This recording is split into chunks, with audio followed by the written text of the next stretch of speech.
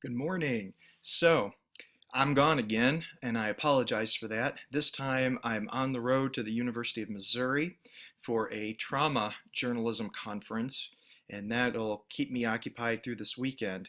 But class must go on, and so I have a couple of pre recorded comments to make about the material.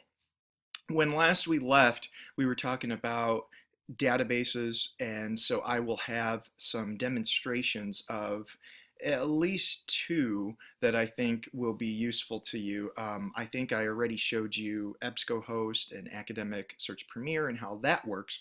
What I have not done is I haven't shown you LexisNexis Academic or Access World News, which would be two databases that I think could be very relevant to you in this class, but also moving forward with perhaps some of your student media assignments and your exercises and obligations and other courses that follow this one.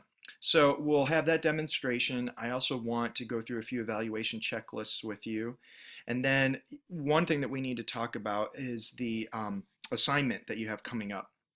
So I've got a couple things here that I'll mesh together. For now, though, just taking a look at the syllabus, it's been a little while because of fall break. So today, make sure you notice too that as you look at the syllabus schedule, now the way that the weeks are listed, it's a Thursday-Tuesday combination because we had Tuesday off for fall break. So today we're still doing more on database searching and evaluating, and that will be the primary context of the screencasts. When we come back next Tuesday, and I will be back in class through the conclusion of the second 5 weeks, I'll do a final project demonstration and we'll talk more about your final project and what you're doing.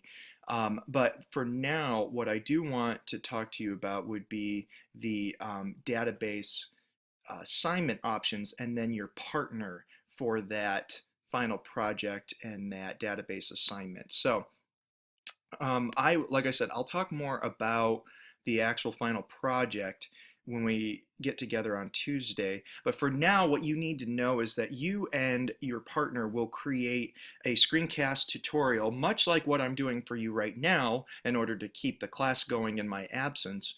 And it's meant to be an instructional video, like you would see on YouTube, how to change a tire, how to clean a coffee pot, something like that. You're going to do about a 5 to 10 minute screencast tutorial about a database that you might have used, but maybe you haven't. And that's kind of the point. You pay, as students at Ball State, fees that go into these databases. The university library system has annual subscriptions to a lot of these databases, some of which are visible now on screen for you. These are the 10 that I've coordinated with Laura Mulligan, who you now know as our department liaison.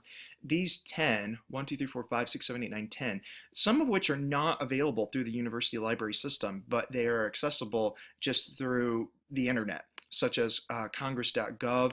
That one is not one that you'll find through our university library system, as an example. But most of them are available through university libraries, and these are the 10 that we'd like this group of News 120 students to cover. And then for you, probably of utmost importance, is your pairing. Now, I just went ahead and took my course roster and I went alphabetically, picked the first person and paired them with the last, and then I worked my way all the way down into the middle of the roster.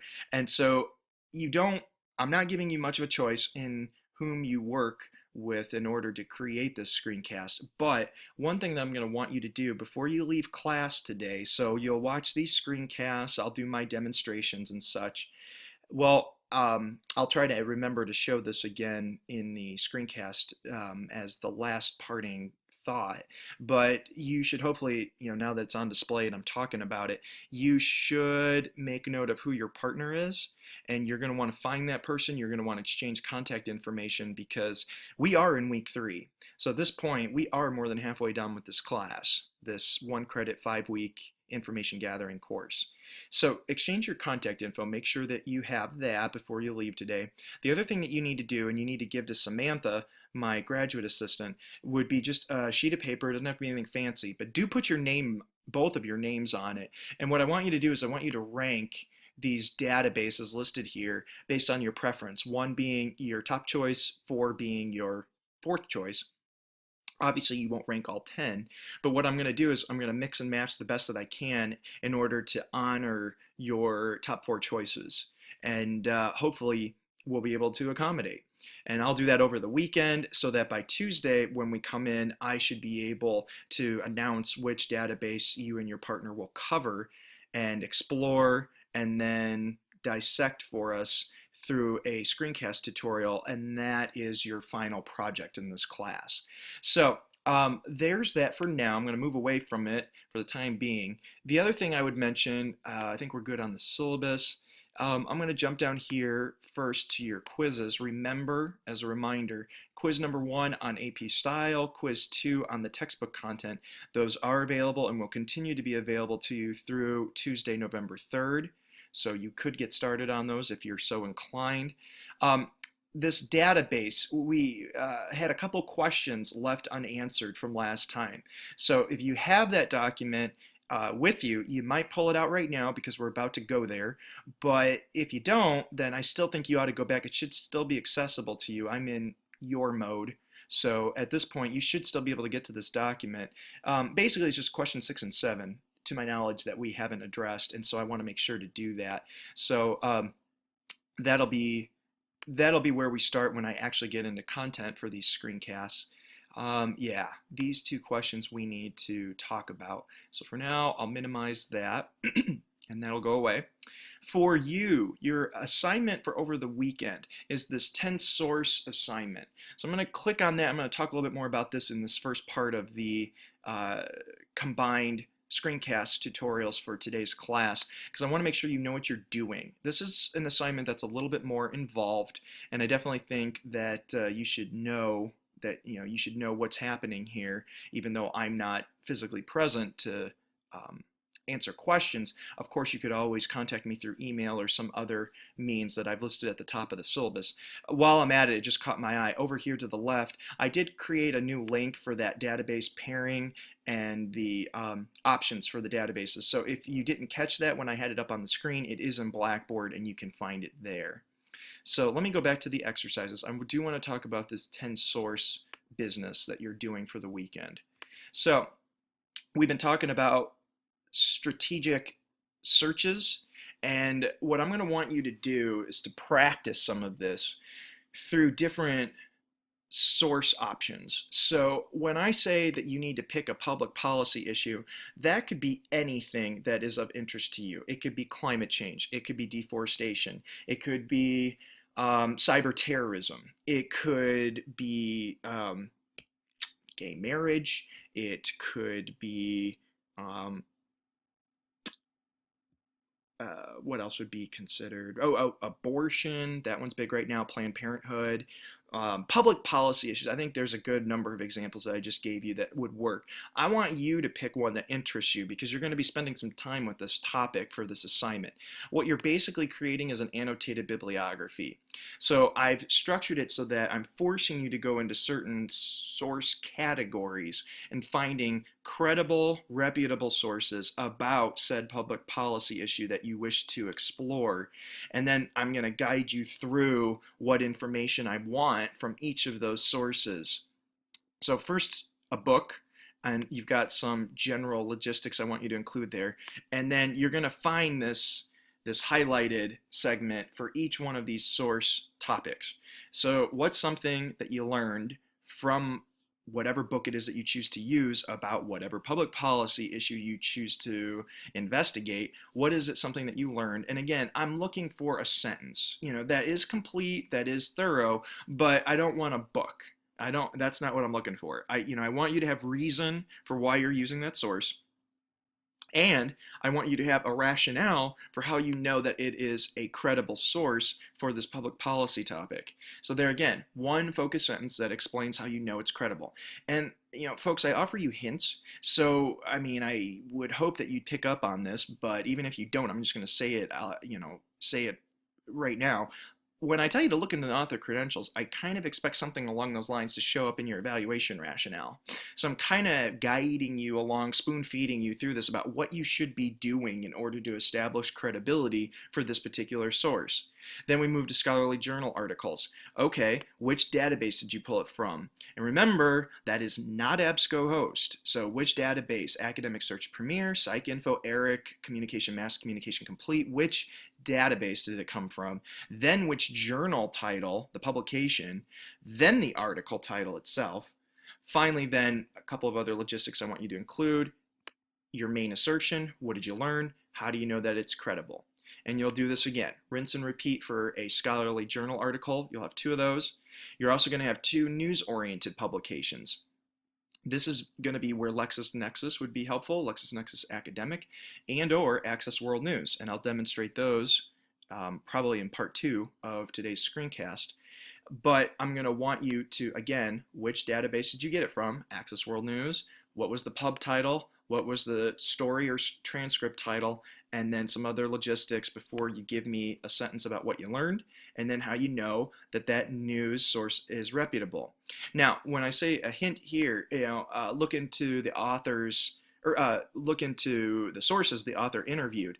Notice there's nothing in there about the publication itself. So if I see in this section, well, I pulled something from the New York Times, and that's a reputable source. That means nothing to me. I've shown you examples where pros have screwed up, including pros that aren't necessarily politically affiliated with one party ideological talking points or another. So, I would say that don't just take the publication from which it comes as being your rationale. That's not enough. I want to know, in this case, as my hint suggests, look at the sources cited in this news story. What are their credentials to make them experts about this topic and then used in that reporter's story or transcript? Then you're going to be looking at websites about, again, the same public policy topic. So this carries through, all these different source mechanisms.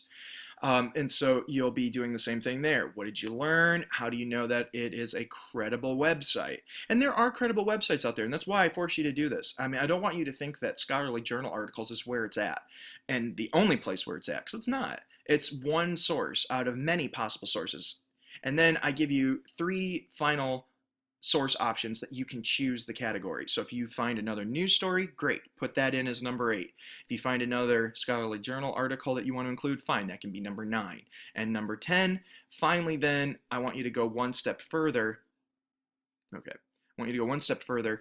You'll have all this information from 10 sources, credible sources. What could be an angle? What could be an angle about this public policy topic that you want to pursue from the information that you just acquired? And then I want you to identify human experts that you might interview. I'm not asking you to actually interview them. That's 121, not 120, which is the class you're in now. But who might you interview to substantiate that research that you just found from those 10 sources? Now, I will tell you this. I want an actual name and I want an actual title, not just Ball State student. Unless that student is an expert about your topic, if you're doing abortion, did that student actually have an abortion? Okay, well then in that case they would be an expert. They would know then, I guess. But otherwise, this has happened before with this assignment. I'm not looking for general source material here, where you walk out on McKinley and stick a microphone on somebody and say, oh, talk to me about the legalization of weed. How do you feel about that? As the public policy topic. Again, unless that student's willing to go on record as smoking marijuana in a state where that's still considered illegal, okay, they can. And again, this is theoretical. You're not actually going to do this. But the point is that I want you to have a rationale for why you've included that person and his or her title. So this, as I said, it's a very involved assignment, and it's something that is going to take a little bit of time. So it's Thursday when you're watching this screencast. You will have a little bit of time at the end of class to confer with your partner for the database ranking. You also might use some of that class time to get started on this assignment. But again, you're adults. I leave that up to you to decide what you want to do. So that is what you're doing for Tuesday's class as your assignment. So I wanted to make sure we went over that and it was absolutely clear about what's expected. If there are questions, then send me an email and we'll clarify those as best that we can. So I'm at about the 15-minute point for this first part. When we start part two, we're going to dive into those databases that I promised that I would demo.